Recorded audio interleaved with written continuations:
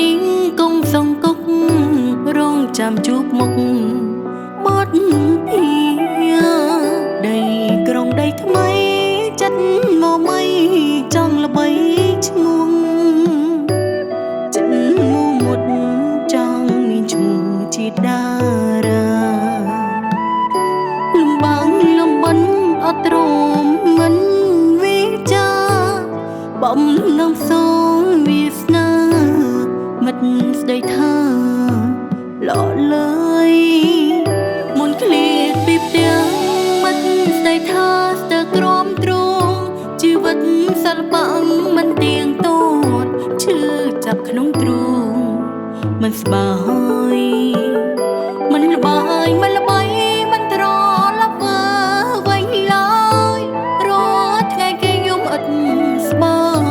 តើថ្ងៃណាឡើយជួបជោគល្អសូមរងចាំកូនលោកមានកូនអើយ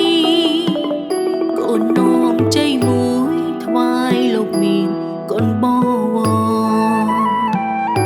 រលំបាំងក្រកសត់ខំអត់អត់ទ្រាំមិនធ្ងរអ្នកចំរៀងកូនអ្នកក្រនឹងច្រៀងកំដរអ្នកគ្រប់គ្នា